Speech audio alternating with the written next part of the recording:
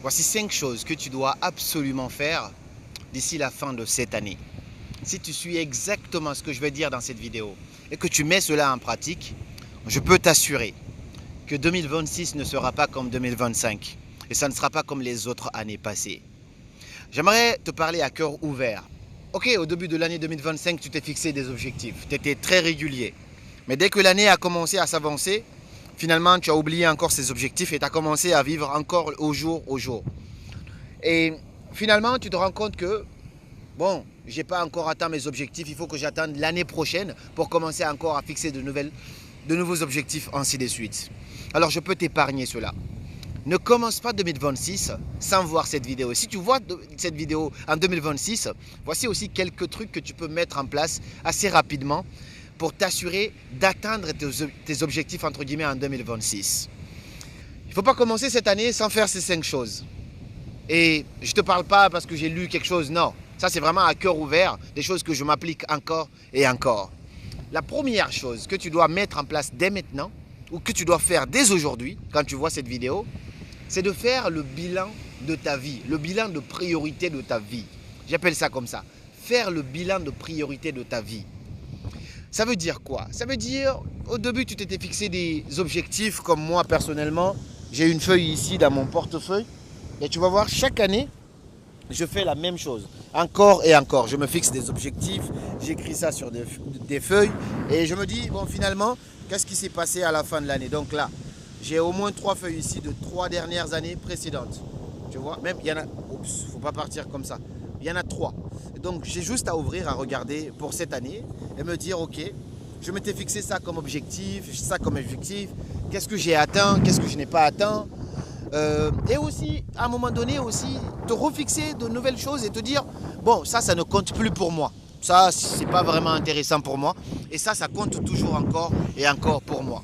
Des petites questions comme ça que tu te poses avant d'entamer encore une nouvelle année, je trouve ça tellement important. Faire le bilan de priorité, c'est aussi te dire, personnellement par exemple, je fais beaucoup de choses dans mon business, dans mon agence de marketing et aussi sur les réseaux sociaux. Mais il y a certaines choses, il y a certains efforts que je mets en place qui ne m'apportent que 20% des résultats. Et parfois, il y a des petits efforts que je fais qui m'apportent en grande partie tout le revenu que je peux générer. Par exemple, pour te donner un titre d'exemple, je vais me dire, bon, je fais beaucoup de conférences, mais ce n'est pas dans les conférences que moi je suis rentable. Et donc, est-ce que 2026, j'ai encore envie de refaire les mêmes efforts qui vont m'apporter peu de résultats concrètement? Ou est-ce que je vais changer de stratégie et m'appuyer plutôt sur là où je peux faire le plus d'argent? Moi, je fais généralement des conférences, c'est pour aider, impacter, partager. J'adore ça, c'est ma passion.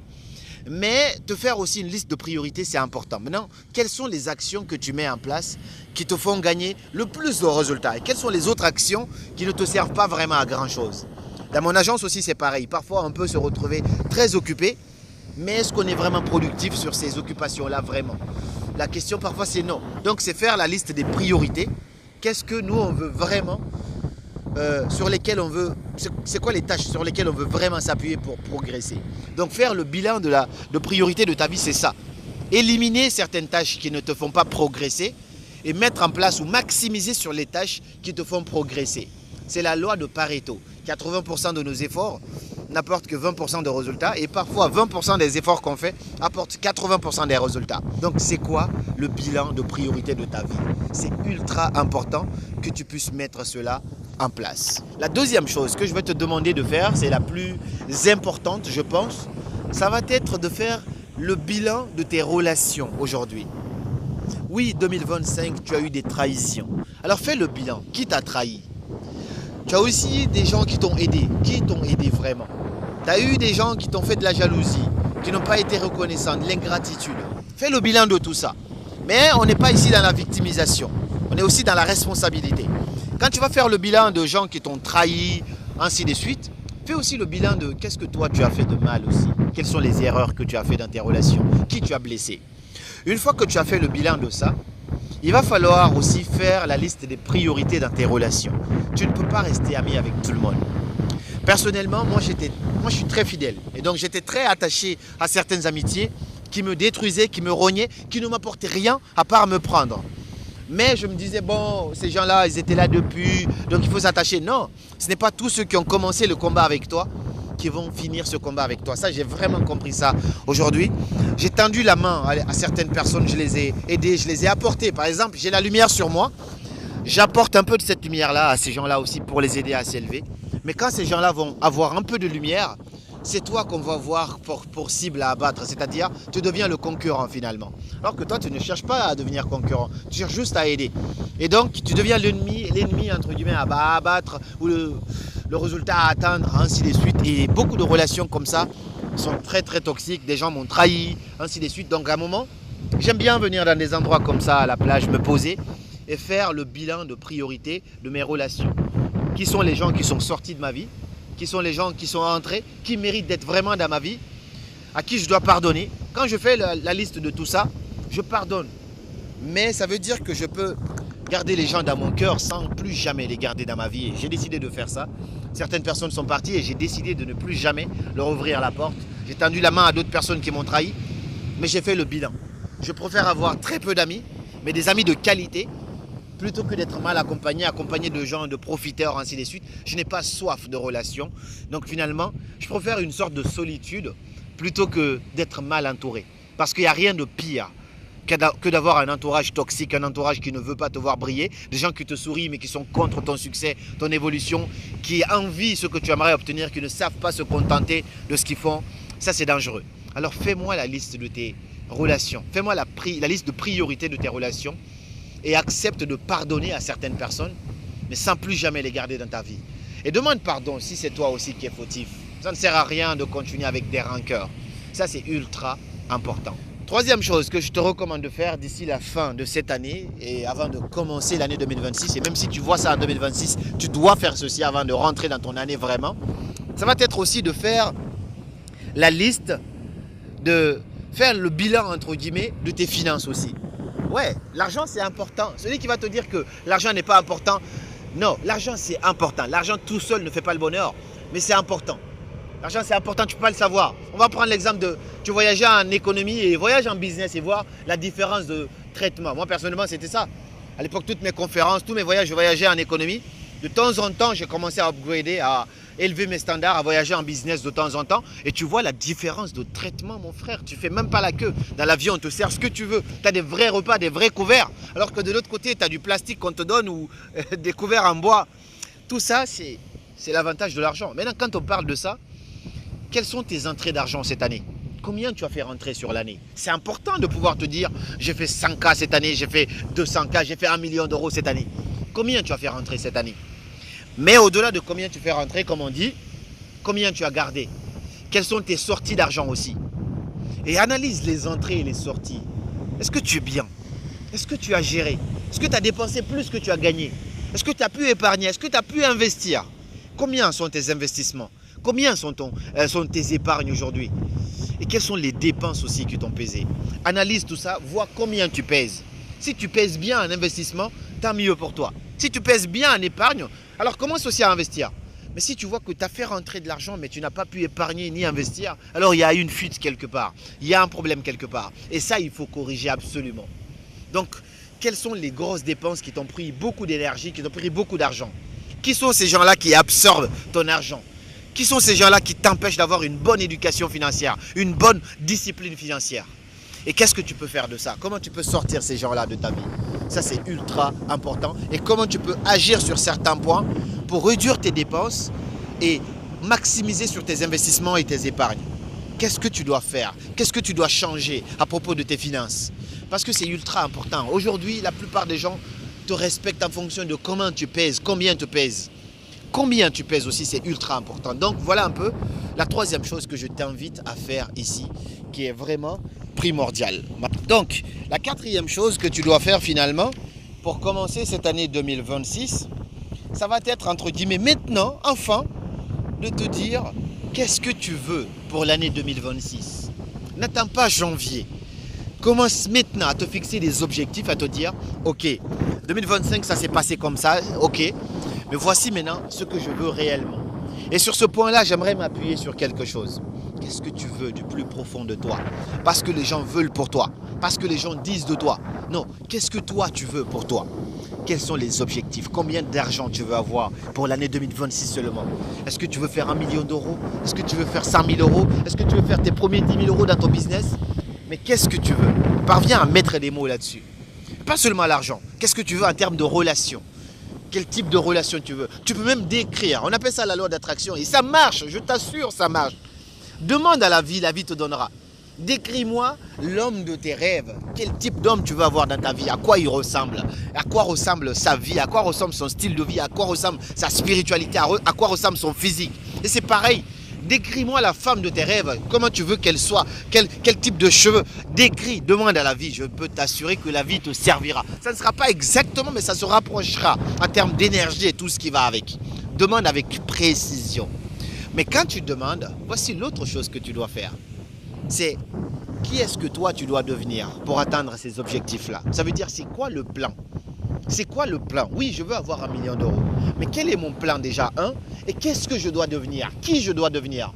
Quelles compétences ça me demande pour atteindre ces objectifs-là? Parce que tu ne peux pas garder les mêmes habitudes, les mêmes compétences et te dire que tu vas avoir plus. Non, pour avoir plus, il faut être plus. Pour être plus, il faut savoir plus. Qui est-ce que tu dois devenir? Quelle formation tu dois suivre? Quelles compétences tu dois acquérir? Alors, il faut te former sur cela. Est-ce que tu dois améliorer ton art oratoire? Il faut te former sur cela. Est-ce que tu dois améliorer tes compétences en marketing? Il faut te former à cela. Mais qui tu dois devenir? Rappelle-toi bien de cette phrase de Jim Rohn qui dit quoi? You have to work harder on yourself than you do on your job. Tu dois travailler 2 fois plus dur en tout cas sur toi-même que tu ne le fais dans un job. Pour avoir plus, il faut devenir plus. Alors, quelle est la compétence que cela va te demander? Quels sont les sacrifices que tu dois faire et qui tu dois devenir? Mets-moi tout ça, mets un plan aussi. C'est ultra important. Fais cela. C'est un exercice que je fais souvent avec les gens que j'accompagne. En début d'année, on fait vraiment cette stratégie avec la formule SMART, spécifique, mesurable, atteignable et tout ça dans le temps. C'est incroyable.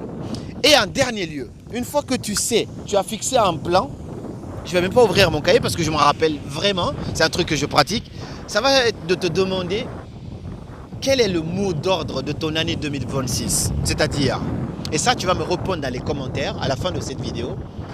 Si on doit résumer ton année 2026, tu veux que ça se résume par quoi?